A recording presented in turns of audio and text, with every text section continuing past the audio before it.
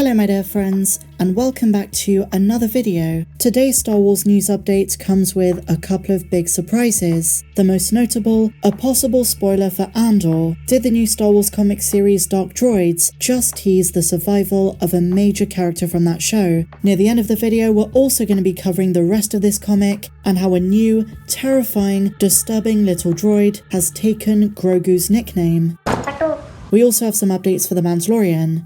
But before we dive into any of that, my dear friends, if you've not done so already, please be sure to hit that big red subscribe button down below and hit the bell to be alerted every time that I post a new video. But no more jibber jabber, let's dive straight into this. So I'm going to be covering the context of this comic in more depth at the end, but let's start with the big headline. 9 years after Andor Season 1, 4 years after Andor Season 2, and Rogue One, we have a meeting amongst some of the most important Imperial officers. There are a couple of familiar faces. Mas Amedda has gathered with them to discuss a new threat. You can see Rey Thone, and to Mas Amedda's left, is this who I think it is? This, up until this point, unidentified female officer looks a lot like Dedra Meero. If this is her, it means she survives the events of Andor Season 2, and even near the time of Return of the Jedi, which means she might survive post-Battle of Endor. And if this is the case, we can't rule out her working for Grand Admiral Thrawn in the age of the New Republic. The likeness is uncanny, but I think they're trying to have their cake and eat it too, because if Dedra Meero does die in the second season of Tony Gilroy's show, they can just claim this was a different Imperial. But given they've gone with the likeness of known officers for some of these, I wouldn't be surprised if Charles Soule, Luke Ross and Alex Sinclair, who worked on this, already know Dedra survives. Now that would be amazing. I couldn't find any information about this unidentified officer, so for now, my headcanon, it's Dedra, until Season 2 proves me wrong. I do want to point out the blue cape is a rather interesting addition. I'm just being speculative, but there is some substance to the theory that Dedra is going to survive. Late last year, Denise Goff teased she spoke with Tony Gilroy and got a little bit of insight into what's in store for a character. She said Dedra's arc is, quote, just so juicy, and she ruled out the possibility of Dedra becoming good. She kind of hinted a character's gonna rise the ISB ranks. And so now, some pretty major Mando news. Throughout The Mandalorian Season 3, a lot of fans were saying, what happened to this show? This is now the Bo-Katan show. She took the spotlight, and it is no longer the show from the first 2 seasons. While some of those arguments do have some merit, Katee Sackhoff has reassured, as we go into Season 4, this is still Din Djarin's show. Bo-Katan's quest to retake Mandalore, a continuation of a story arc from Star Wars Rebels, which they then explored with a live-action debut in Mando Season 2 and wrapped in Season 3, has now come to an end. That's where it finishes, and it's not going to continue into the 4th. Even though she is still going to be a staple in the series, her story was never meant to detract from Mando. The formula is staying the same for Season 4, Din and Grogu.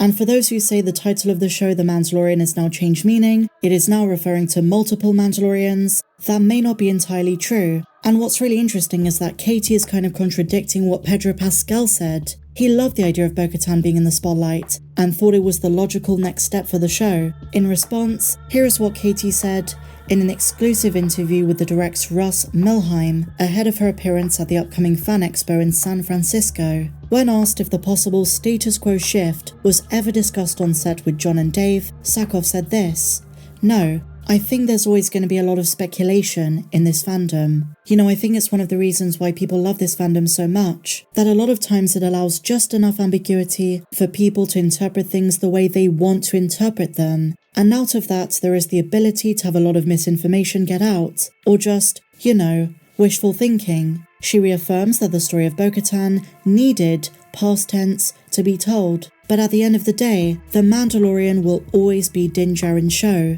And I think in this situation, I think that the story of the Mandalorians and the story of Bo-Katan needed to be told. I don't believe in any way that it was taking from Din's story, nor was that ever the intention. And you know, Pedro and I aren't in charge of who gets to lead the show.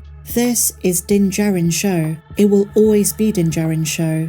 And she's right. The story of Bo, set up in the Clone Wars, continued in Rebels, and finalized in Mando Season 3, was a really satisfying arc. But John and Dave never intended this to be the new direction for the show. Some fans were saying it's a bait and switch. Katee Sackhoff is saying that is not the case. and with recent comments coming out of her and Brendan Wayne, as pre-production might start to ramp up, I'm getting a feeling a lot of these stars have seen the script for season 4, and the Bo-Katan actress seems confident this is still Din's show. But that's not to say Bo-Katan isn't going to have a pivotal role when it comes time for Filoni's film. Mandalore United is going to play a big part of that. But what she's saying for the meantime, despite her importance, despite the fact she's basically Grogu's new mum and is considered by many to be the third member of Clan Mudhorn, Mandalore and the next chapter of her story might not be explored as much in season 4. So what does the next season look like for Mando? Honing in on our favourite father and son duo, more from the New Republic, and most likely as teased by Jon Favreu, some new characters he conceptualized when he wrote his scripts months ago.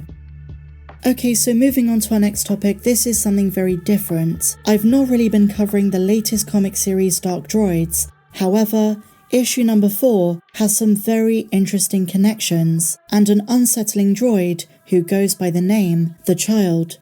During the late Empire's reign, so during the time period of the original trilogy, in an attempt to stop Darth Sidious and Darth Vader, Kira gambled on an ancient Sith device to disrupt their connection to the Force. Inevitably, as we did cover at the time, she failed.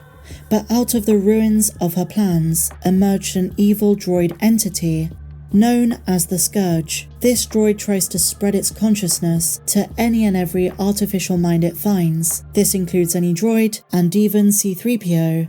At the beginning of this issue, we see the Grand Vizier. You might remember that term from Andor Season 1, I'm talking about Masamida, and he addresses a number of senior Imperial leaders. How are they gonna deal with this problem? Meanwhile, the Scourge, in his badass Star Destroyer, has split himself into different droid entities, each one having a different aspect of his personality to manage the influx of data coming in the countless droids it's corrupted. The massive hive mind. But the final droid is one of the creepiest on the council.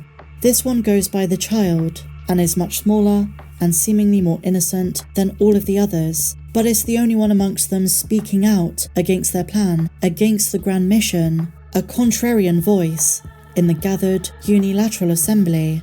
The personality of The Child with its knees held to its chest is off-putting considering what it truly is. The Child is an embodiment of the anxiety and fear within a galaxy-devouring predatory droid. The Child is urging caution, while also motivating the Scourge to question its motives, to consume everything and everyone. Self-doubt could represent a big problem coming down the line for the Scourge. We know it ultimately fails. Share your thoughts on everything we spoke about in the comments down below, guys, and did you enjoy this video? If you did, please be sure to give me a big fat thumbs up. As I say, subscribe if you're new, and why not check out our Patreon page? The link is down there in the description. You get access to tons of videos that are not found here on YouTube, and not to mention, closer to Christmas, there is going to be a special holiday video. But until the next one, my dear friends, may the Force be with you, always.